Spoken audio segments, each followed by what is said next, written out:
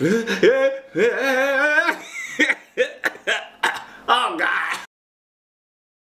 Hey fam, what's up, what's up, what's up? This is Robert Anton here, robertantonnyc, coming to you with your no frills American Idol commentary from a singer. And tonight we have the girls in Hollywood, and y'all know that meant drama, drama, drama, drama, drama.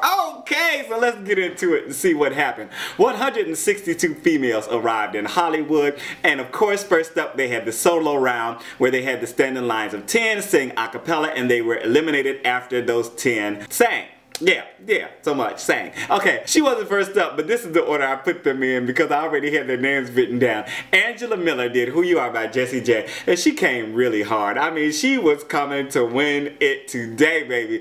And she had some nice notes, and the judges were and then you know, so you know that they were into it, and I was liking it too.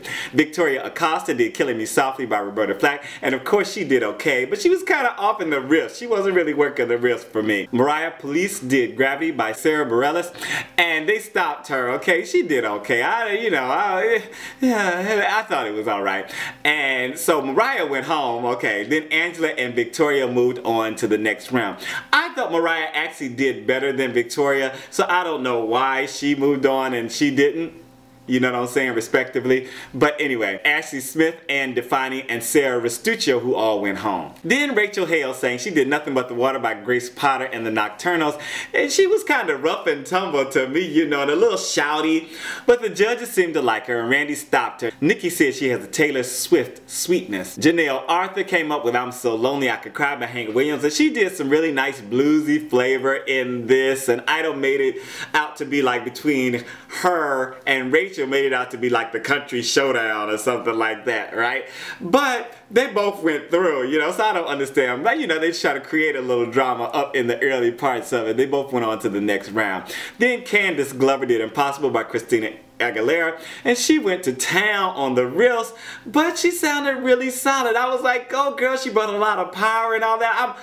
Y'all know what song I'm waiting on her to do. If you do, pop it down in the comments. Y'all know what song I am waiting for her to do. Then Megan Miller did Titanium by David Guetta featuring Sia, and she was on crutches the first time we saw her. And she had a pretty solid audition, but Candice went through and Megan went home. Isabelle did Summertime, and she was really bending into the notes, which sometimes can be nice. I'm not sure how I felt about this. I thought some things were good and then other things, it was just like maybe a little bit too much flavor, you know? But she moved on to the next round. Then Kez Ban was getting a cold, and she was very rough from screaming for the other contestants, but she moved on to the next round. First note, when you know you have got to sing, people, as performers, do not scream. Do not scream. You can support your other people by clapping. You know, you can woo silently, do not scream, because if you do that, let's say just even 6-7 times, you are going to start to get rough and your voice is going to get tired, your muscles are going to get tired, and you might not end up going through. So, but she did end up going through. So 76 people advanced on to the next round and are going to make it to group night. If you enjoyed the commentary so far, make sure to thumb it up, thumb it up. There's much more to come because it was a 2-hour show. But surprisingly, it flew by. So let's see what happened. Again, please thumb this up, favorite it, pass it on, you know, Facebook, Tumblr, Twitter, you know, and let other people know that we're over here discussing Idol. I really, really appreciate it. The next day we came up, day 2, for the group round, which is the round that is always the hardest in Hollywood week. And of course there was drama going on between the girls not agreeing on the songs and on the choreography. Zonette was back and she was not feeling the song Knock on Wood. And I just wrote on Twitter, you know, if she had heard the Anita Ward version, I think she'd be like, okay, I got this, you know, but she was just like, oh, I'm not feeling this, I don't like the song, they're country people, la la la, said the other. Now, the first thing I was thinking was, bum, bum, bum. You know, if you with me, if you know what I'm talking about, okay, Anita Ward, work that song. So, I wrote down, did Kez Ban have a private room Of course she did, because I'm still not sure about Kez Ban. Randy Jackson was in the studio during the early part of the day, and I guess he said, you know, everybody else got things to do and they ain't got to cancel, so I'm gonna do my thing and make my money too. So he wasn't there for the first part of the night. I'll tell you when he arrives. First up, we had the Swagettes. They did Hit 'Em Up Style by Blue Cantrell, and they had really good harmony. A lot of swag. They are the Swagettes, right? A lot of swag. They kept up their pocketbooks, pumping it out. Okay, and their solos were all on point too. Keith said they came out and did the thing, alright? Kamaria, Oakley, Melinda, Ademi, Candice Glover, Denise Jackson, they all moved on to the next round. Some of these I'll mention everybody's name, some of them I won't. Raising Cane was next. They did Sin Wagon by the Dixie Chicks, and I liked the pace of the song, and I thought it fit them all very well. Something was awry in their harmony, but they had a nice energy, and the solos were pretty good. I liked the choreography, the movements that they were doing, you know, and Nikki put on her southern accent, the southern belle, to say that they did a mighty fine job. And they all went on to the next round. Good girls, y'all girls are working it for group round so far. Then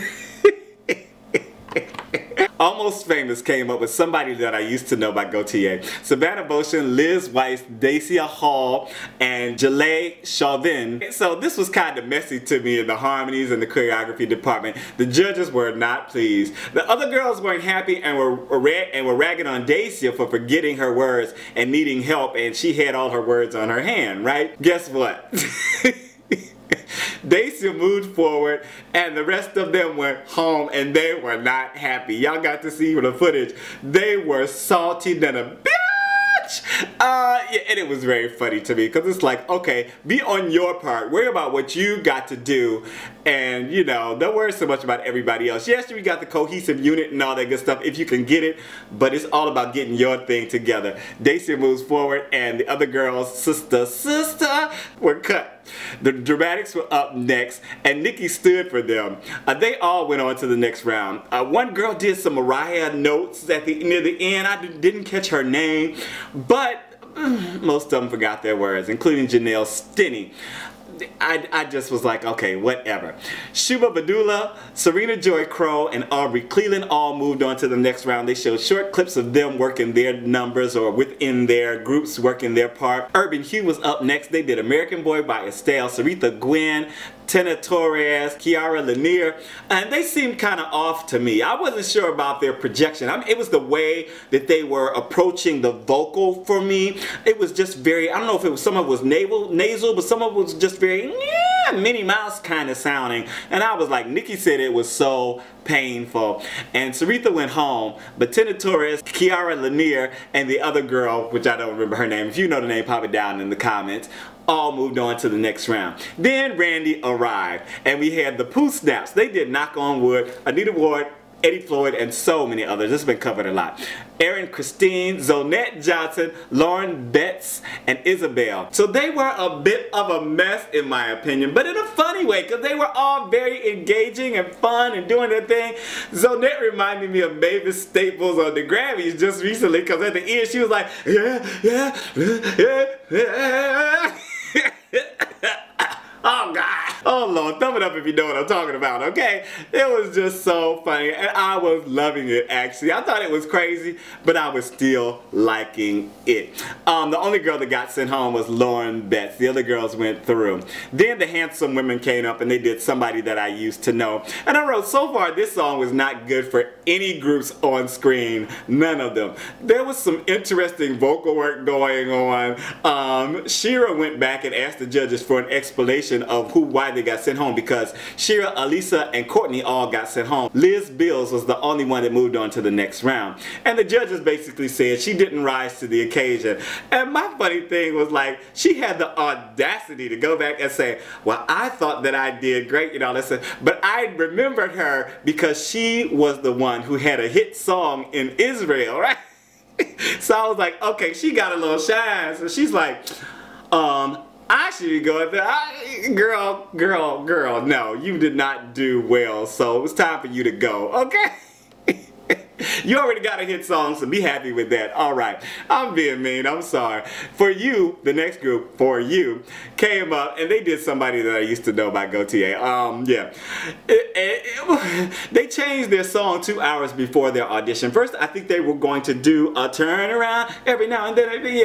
Total Eclipse of the Heart. They all had their words of their hands, and Nikki was making fun of them looking at their hands and stuff like that. 2 of them went home and 2 of them moved on to the next round. Then we got a whole slew of girls that had their words on their hands, and many of them still weren't singing. You know, you got your words right there and you still ain't singing them right. You still ain't performing. What's going on? I can understand that the judges didn't send everybody home that didn't know their words and had them on their hand. I mean, that does show a little bit of ingenuity, but only for like the first 2 or 3 people who did it. Then the rest of the people who did it, come on. Y'all need to know you shouldn't be doing this. And yeah, I guess whatever it takes, and they let them go through, so it's up to them, you know, whatever. Next we had the Dolly Chicks. They did Sin Wagon by the Dixie Chicks. And Brittany Kellogg, Brandy Neely, Haley Davis, and Cree Harrison. And they had a lot of drama, background drama going on in their group. I can't even say, y'all just have to go back and check it. And Nicki Minaj finally called someone out for hearing their lyrics, you know, but she also called her out for going to bed early.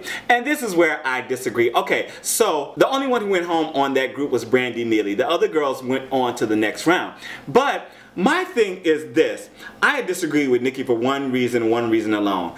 Someone decides, I am finished for the night, I am going to bed, I'm going to get my rest, you know, so that I will be set and ready for the next day. Don't rag on them for that. Why should it? If you're an artist, you have to decide when you have hit your limit, when you have done enough, and when it is time to rest your instrument. Remember, our bodies as artists are our instruments. And yes, we can, you know, soldier through some stuff, you know, but when our mind and our body, our heart, our voice especially says that's it, go ahead and relax. She could have stuck around and just listened to the lyrics and stuff like that, you know, but maybe she's the type of person who knows when my body is tired, my voice just does not produce, and so she decided to go to bed. That's her choice. The problem I had with her is that she did not have her lyrics. She wrote them all up on her arm and stuff like that, but she still didn't know them, and she was still like unsure. Once you write them on your arm, baby, you should at least be able to read them. You know, if you're gonna stand there and read them and perform, read them and perform, but do it to its best. But I love that she decided, listen, I need to get my rest.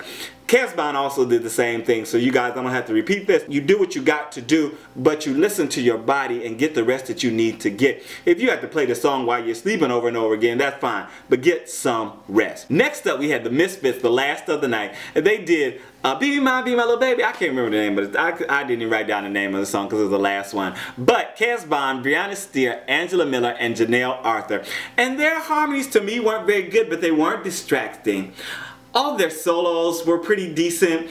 Jannel and Angela really soared on their solos. I thought Kez Ban was okay. I didn't think Brianna was so good, but the other 2 girls, Angela and Jannel, really, I mean, just nailed it. And Jannel especially was just like, she just came out of like, and she had this sound, almost this country flavor going on. I mean, it was just really, really nice. I thought very, very professional, very well done. Nikki stood for this group, and she said their voices were perfection, and they all moved on to the next round. Tomorrow night is the girls' solo performances. Then we get the top 20 girls and the top 20 guys. Remember, 28 guys went through, but only 20 are moving on to the top 40. Alright, this is Robert Anton, robertantonnyc.com. I hope you have enjoyed the commentary. Check down in the box. I should have some videos if you want to see some more videos from me. Click them, they open up a new window and all that good stuff. I am out.